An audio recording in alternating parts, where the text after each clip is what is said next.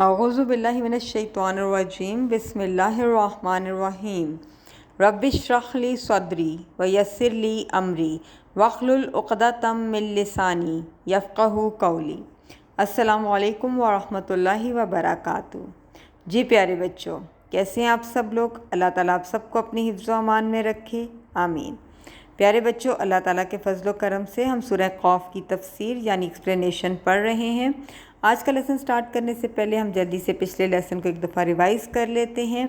Last lesson میں ہم نے پڑھا تھا کہ قیامت کے دن ہر انسان کو دو فرشتے پکڑ کر لائیں گے اور ان میں سے ایک کہے گا کہ جو میرے پاس تھا یہ تیار ہے، اور اللہ تعالیٰ ان دونوں فرشتوں سے کہیں گے کہ ہر کافر سرکش کو دوزخ میں ڈال دو۔ اور کافر کون ہے؟ جو نیکی سے روکنے والا، حد سے بڑھنے والا، شک کرنے والا اور اللہ کے ساتھ دوسرے معبودوں کو شریک ٹھہرانے والا ہے، تو ایسے شخص کو سخت عذاب دیا جائے۔ اس وقت جو انسان کا ساتھی تھا دنیا میں یعنی شیطان، وہ کہے گا کہ اے ہمارے رب، میں نے اسے گمراہ نہیں کیا تھا بلکہ وہ خود ہی بڑی گمراہی میں پڑا رہا تھا۔ اس کی اس بات کرنے کے بعد شیطان اور انسان میں جھگڑا شروع ہو جائے گا۔ اس جھگڑے میں وہ کیا کہیں گے اور اس کے بعد اللہ تعالیٰ ان سے کیا کہیں گے، یہ سب کچھ انشاءاللہ تعالیٰ ہم آج کے لیسن میں پڑھیں گے۔ تو اپنا آج کا لیسن سٹارٹ کر لیتے ہیں آیت نمبر 28 سے لے کر 33 تک۔ آیت نمبر 28 میں اللہ تعالیٰ فرماتے ہیں کہ قَالَ لَا تَخْتَصِمُوا لَدَيَّ وَقَدْ قَدَّمْتُ إِلَيْكُمْ بِالْوَعِيدِ۔ فرمائے گا کہ تم میرے پاس مت جھگڑو، میں تو پہلے ہی تمہاری طرف اپنے عذاب کا وعدہ بھیج چکا تھا۔ تختصموا خصمہ سے نکلا ہے، اس کے معنی ہے کسی چیز کو اپنا حق سمجھتے ہوئے اس کے لیے لڑنا۔ تختصموا کا مطلب ہے اپنے حق کے لیے آپس میں لڑنا۔ قیامت میں کیا ہوگا کہ شیطان اور انسان میں جھگڑا شروع ہو جائے گا، اور اللہ تعالیٰ فرماتے ہیں کہ شیطان کہے گا کہ جب فیصلہ ہو چکے گا کہ بے شک اللہ نے تم سے سچا وعدہ کیا تھا اور میں نے بھی تم سے وعدہ کیا تھا، لیکن میں نے تو وعدہ خلافی کی ہے اور مجھے دنیا میں تم پر کسی قسم کا کوئی زور نہیں تھا سوائے اس کے کہ میں نے تمہیں کفر کی طرف بلایا تو تم نے میری دعوت قبول کر لی۔ اب تم مجھے برا مت کہو بلکہ خود اپنے آپ کو برا کہو۔ نہ میں آج تمہاری کوئی مدد کر سکتا ہوں اور نہ تم میری کوئی مدد کر سکتے ہو۔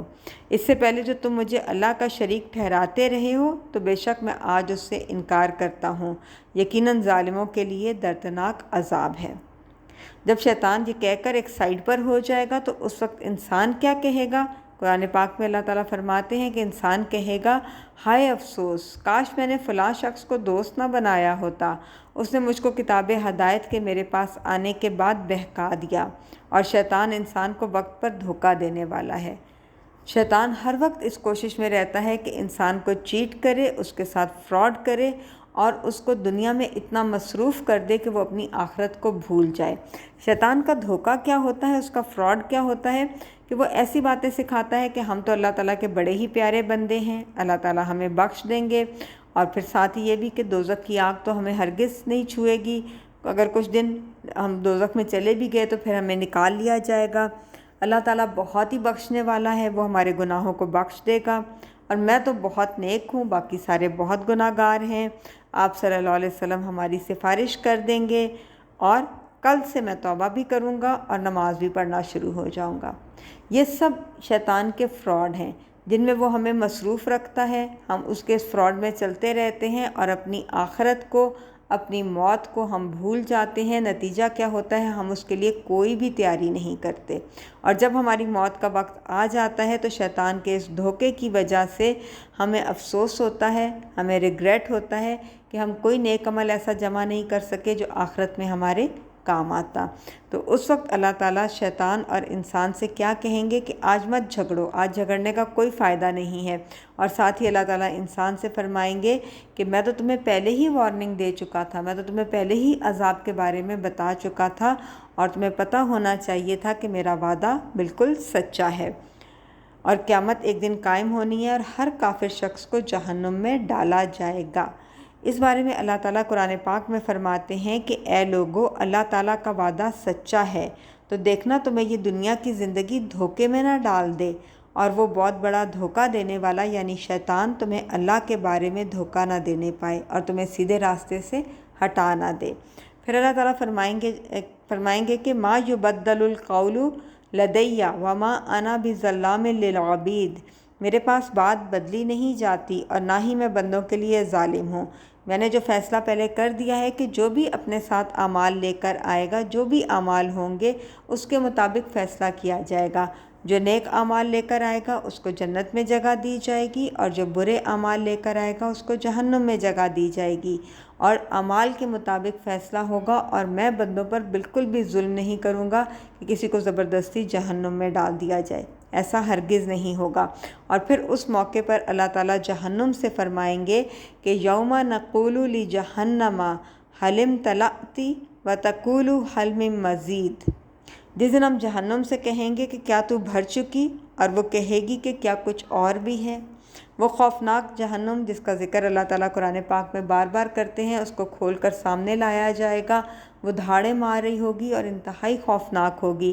اس کے اندر جہنمیوں کو ڈالا جائے گا، اور پھر اللہ تعالیٰ اس سے پوچھیں گے کہ کیا تو بھر گئی، تو وہ کہے گی کہ کیا ابھی مزید اور بھی ہے۔ اس کے بارے میں آپ صلی اللہ علیہ وسلم کی ایک حدیث ہے کہ جہنم میں مسلسل جہنمیوں کو ڈالا جائے گا، اور جہنم کہتی رہے گی کہ کیا کچھ اور بھی ہے، یہاں تک کہ رب العزت اس میں اپنا قدم رکھ دیں گے تو جہنم آپس میں سکڑ جائے گی اور کہے گی بس بس تیری عزت اور کرم کی قسم، اور جنت میں بھی خالی جگہ رہ جائے گی، یہاں تک کہ اللہ تعالیٰ اس کے لیے ایک مخلوق پیدا فرما کر جنت کے خالی حصے کو پر کر دیں گے۔ ایک اور حدیث میں آتا ہے کہ آپ صلی اللہ علیہ وسلم نے فرمایا کہ جہنم میں گناہگار ڈالے جائیں گے، اور وہ اور زیادہ مانگتی رہے گی، یہاں تک کہ اللہ تعالیٰ اپنا قدم اس پر رکھ دیں گے، بس وہ کہے گی بس بس۔ اور کون لوگ ڈالے جائیں گے جہنم میں؟ آپ صلی اللہ علیہ وسلم جہنم کا قول ہے، جہنم یہ کہتی ہے کہ مجھ میں جبر کرنے والے، تکبر کرنے والے، ظلم کرنے والے، تکبر کرنے والے یعنی پراؤڈ فیل کرنے والے، بادشاہ اور شریف یعنی امیر لوگ جو نیک کام نہیں کرتے وہ داخل ہوں گے۔ اور جنت نے کہا کہ مجھ میں کمزور، ضعیف، فقیر، مسکین لیکن نیک عمل کرنے والے داخل ہوں گے۔ اور کچھ علماء کے مطابق جہنم میں بہت سارے جن اور انسان ڈالے جائیں گے، اتنے زیادہ کہ وہ بھر جائے گی اور اس میں جگہ ختم ہو جائے گی۔ پھر وہ پوچھے گی کہ کیا اور بھی ہیں، تو اللہ تعالیٰ کہیں گے ہاں اور بھی ہیں، اور جگہ نہ ہونے کے باوجود لوگوں کو اس میں ٹھونس ٹھونس کر بھرا جائے گا، ہر کونے میں اس کے زبردستی لوگوں کو اندر ڈالا جائے گا۔ اور پھر ساتھ ہی اللہ تعالیٰ کیا کریں گے، وَأُزْلِفَتِ الْجَنَّةُ لِلْمُتَّقِينَ غَيْرَ بَعِيدٍ، اور جنت پرہیزگاروں کے لیے قریب لائی جائے گی کہ کچھ بھی فاصلہ نہیں ہوگا۔ وہ خوبصورت جنت کھول کر سامنے لائی جائے گی، ہر ایک اس کو دیکھ سکے گا۔ اور یہ جنت کس کے لیے ہوگی؟ متقیوں کے لیے، وہ پرہیزگار لوگ، وہ نیک لوگ جو اللہ تعالیٰ سے ڈر کر اپنی زندگی گزارتے ہیں اور برے کاموں سے اور شیطان سے ہر وقت بچ کر رہتے ہیں، ان متقیوں کے لیے یہ جنت ہے۔ اور کس کے لیے ہے یہ جنت؟ اللہ تعالیٰ آیت نمبر 32 میں فرماتے ہیں کہ ھذا ما توعدون لکل اواب حفیظ، یہی ہے جس کا تم سے وعدہ کیا جاتا تھا ہر رجوع کرنے والے اور حفاظت کرنے والے کے لیے۔ اواب کا لفظ جو ہے یہ اوب سے نکلا ہے، جس کے معنی ہے بار بار لوٹنے کے۔ اواب وہ شخص ہے جو بہت زیادہ بار بار توبہ کرے، کثرت سے بار بار توبہ کرے۔ اور حفیظ کا مطلب ہوتا ہے حفاظت کرنے والا، جو اپنے ایمان اور اعمال کی حفاظت کرتا ہے۔ اس کے بارے میں ایک اسکالر ہیں عبید بن عمیر رحمۃ اللہ علیہ، وہ فرماتے ہیں کہ اواب حفیظ وہ شخص ہے کہ جو کسی محفل میں بیٹھ کر اس وقت تک نہ اٹھے جب تک کہ توبہ استغفار نہ کر لے، یعنی لوگوں کے درمیان میں بھی اس کو اپنا رب یاد آتا رہے، اور جو رحمان سے بن دیکھے ڈرتا رہے، یعنی تنہائی میں بھی خوف خدا رکھے، اکیلے میں بھی اس کو رب یاد رہے اور لوگوں کے درمیان بیٹھ کر بھی اس کو اپنا رب یاد رہے، تو ایسے اواب حفیظ کے لیے جنت کا وعدہ کیا گیا ہے۔ اور پھر اللہ تعالیٰ آیت نمبر 33 میں فرماتے ہیں کہ من خشی الرحمن بالغیب وجاء بقلب منیب، جو کوئی اللہ سے بن دیکھے ڈرا اور رجوع کرنے والا دل لے کر آیا۔ خشیت کا مطلب ہوتا ہے ڈر کا دل پر چھا جانا، لیکن ایسا ڈر جس میں محبت اور عزت بھی شامل ہو۔ اس ڈر اور محبت کی وجہ سے دل کا اتنا نرم ہو جانا کہ آنسو نکل آئیں، اس کو خشیت کہتے ہیں۔ اس خشیت کے بارے میں اللہ تعالیٰ نے فرمایا قرآن پاک میں کہ ایمان والے صرف وہی لوگ ہیں کہ جب ان کے سامنے اللہ کا ذکر کیا جاتا ہے تو ان کے دل اس کی عظمت سے خوفزدہ ہو جاتے ہیں، اور جب ان پر اس کی آیات تلاوت کی جاتی ہیں تو وہ ان کے ایمان میں اضافہ کر دیتی ہیں اور وہ اپنے رب پر بھروسہ رکھتے ہیں۔ ایک اور جگہ اللہ تعالیٰ فرماتے ہیں کہ بے شک جو لوگ اپنے رب کی خشیت سے کانپتے رہتے ہیں اور جو لوگ اپنے رب کی آیتوں پر ایمان رکھتے ہیں اور جو لوگ اپنے رب کے ساتھ شریک نہیں ٹھہراتے اور جو لوگ اللہ کی راہ میں دینے والے ہیں جتنا وہ دے سکتے ہیں اور اس کے باوجود ان کے دل ڈرتے رہتے ہیں کہ وہ اپنے رب کی طرف پلٹ کر جائیں گے، یہی لوگ بھلائیوں میں جلدی کر رہے ہیں اور وہی ان میں آگے نکل جانے والے ہیں۔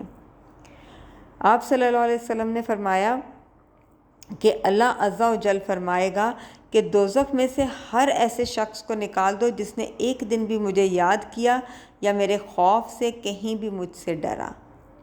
ایک اور حدیث کے الفاظ ہیں کہ آپ صلی اللہ علیہ وسلم نے ارشاد فرمایا کہ جس مسلمان کی آنکھ سے مکھی کے سر کے برابر خوف خداوندی کی وجہ سے آنسو بہہ کر اس کے چہرے پر آ جائے، یعنی اس کی آنکھوں سے آنسو نکلے اور اس کا منہ بھی گیلا ہو جائے، تو اللہ تعالیٰ اس پر دوزخ کو حرام فرما دے گا، یعنی وہ دوزخ میں کبھی نہیں جائے گا۔ تو اللہ تعالیٰ ہمیں بھی ایسا ڈر اور خوف عطا کرے۔ منیب کا جو لفظ ہے یہ انابا سے نکلا ہے۔ منیب وہ شخص ہوتا ہے جو بار بار اللہ تعالیٰ کی طرف پلٹتا ہے اور اللہ تعالیٰ کو راضی کرنے کی کوشش کرتا ہے۔